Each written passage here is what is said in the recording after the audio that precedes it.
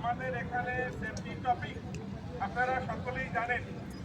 Fire prevention, fire কি আমরা জানি, ঠিক আছে, ওই মাসিটা কই উড়ে গেছে? কিভাবে হয় এবং কিভাবে প্রতিরোধ করা লাগবে, ঠিক আছে, সেই ব্যাপারে কথা বলবো। আমরা যারা কনস্ট্রাকশনে কাজ করি, বিশেষ করে কনস্ট্রাকশনে আগুন লাগার কারণগুলো আমরা সকলেই জানি। আগুন লাগার কারণগুলো হচ্ছে ইলেকট্রিক শর্ট সার্কিট, আর হচ্ছে ওভারলোড,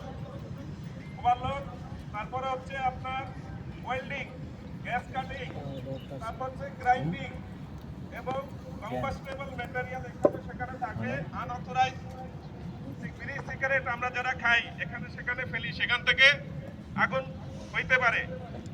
ওভারলোড যে জিনিসটা, সেটা কি আপনারা সকলেই জানেন। মনে করেন যে একটা ইলেকট্রিক্যাল ওয়্যার আছে যেটা দিয়ে শুধু ফ্যান চালানো যাবে, সেই কেবলটা যদি আমরা এসিতে ব্যবহার করি সেটা ওভারলোড।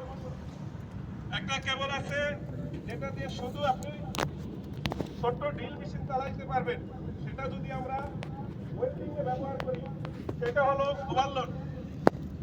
আর গ্যাস কাটিং এর সময় আমাদের যে এডিসিতে গ্যাস কাটিং, ওয়েল্ডিং, তারপরে গ্রাইন্ডিং, যত প্রকারের হট ওয়ার্ক আছে, আমাদের যে এডিসির যে রুলস আছে, সেফটি পলিসি আছে, এগুলো যদি আমরা ফলো করি তাহলে আমরা এগুলা থেকে আমরা প্রতিরোধ করতে পারি।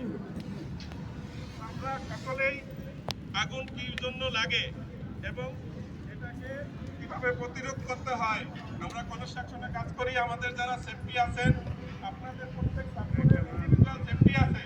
প্রতিদিন সকালবেলা কাজ শুরু করার আগে আমরা এগুলা প্রতিদিনই শুনি, প্রতিদিনই জানি।